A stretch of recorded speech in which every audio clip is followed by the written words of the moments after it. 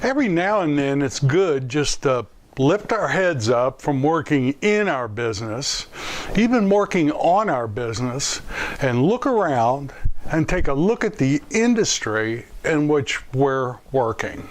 So let's do that today. Let's take a look at the self-storage industry today, January 2019. Hello, my name's Mark Helm. I'm the author of Creating Wealth Through Self-Storage, and I'm the creator of the Self-Storage Quick Start Academy. And I support small investors who want to get in the self-storage business or who want to grow their self-storage business, strategically do so in a way that creates true wealth and a fulfilling career. And look at all of the training and products we have at creatingwealththroughselfstorage.com, quickstartacademy.com. Now, no doubt that the self-storage business has really grown during this recovery period.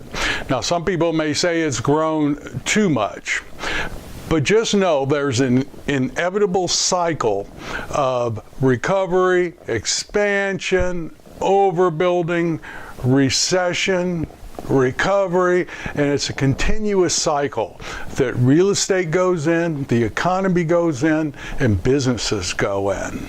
What's interesting, as an industry, self-storage now is becoming a known and accepted product.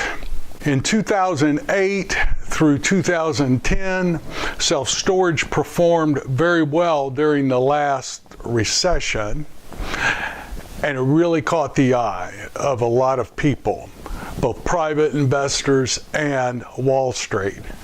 And the industry as a whole has really expanded. And we've gone through what many think might be, we're heading towards the end of this recovery period. It's been a long one, over 10 years, one of the longest in history.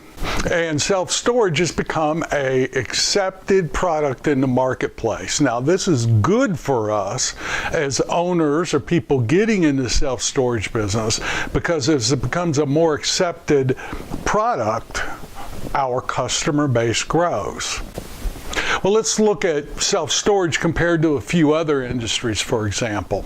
What percentage of people do you think eat fast food every day? Well, the answer is 33%. About 33% of the U.S. population every single day will consume fast food.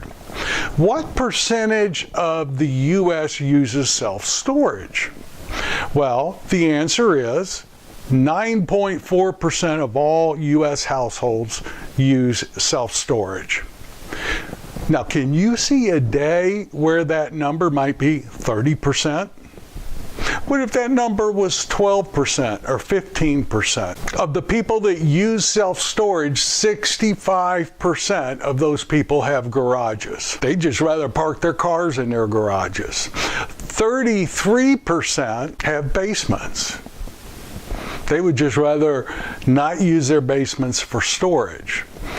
This product, self-storage, is a relatively new product compared to office, retail, apartments, multifamily, hotels, but it's becoming more and more accepted.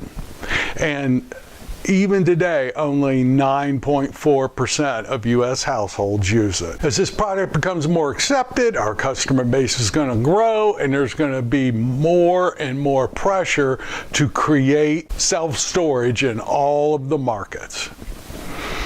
This is one of the reasons I think self-storage has an extremely bright future in the next decade. Well, let's take a look at where the industry currently is today.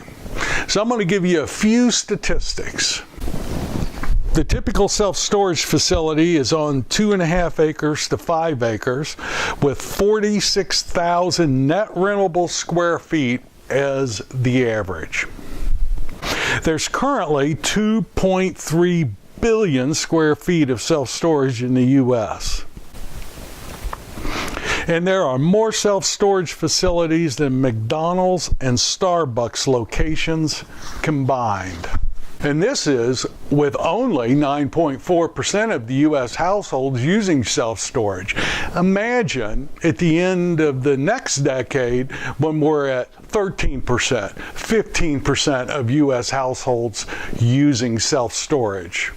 Imagine what these numbers will be then. Not only has the population grown, but the percentage of people using self-storage has grown. That's why we have a bright future ahead of us if we're contemplating getting in the self-storage business or growing our self-storage business. Yes, some of our sub-markets may currently be in an overbuilt situation, but remember, that's a temporary situation.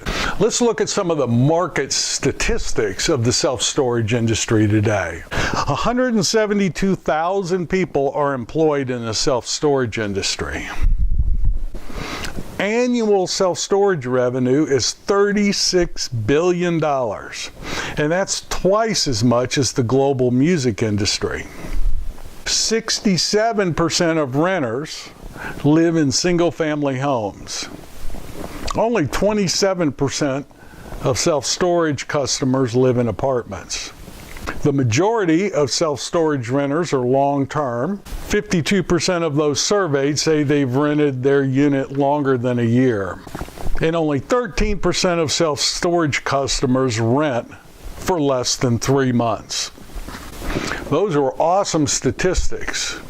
This tells you that as you expand or build or get into the self-storage business, you're going to be able to create continuous monthly revenue, and the percentage of turnover compared to other industries is very low. Let's take a look at the markets that have the most expensive self-storage currently available. San Francisco area. The average 10 by 10 is $160 a month. Los Angeles area, $153 a month. San Jose area, $153 a month. New York area, $137 a month for a non-climate controlled 10 by 10. San Diego, $136 a month. Now, I know we're all dealing with whatever we're dealing with in the self-storage business. In some of the sub-markets I'm involved in, there's some overbuilding and leasing's a little slow, and some are performing better than I expected. Some are not performing as well as I expected. But just lift your head up every now and then and look at the industry. Whatever we're experiencing now is a temporary phenomenon.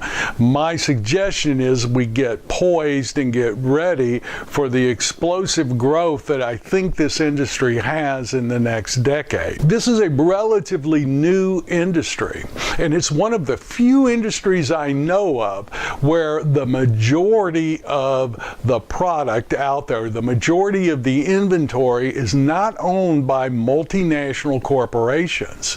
The REITs, the big players, and there's only 5 of them, they own approximately 20% of all the facilities.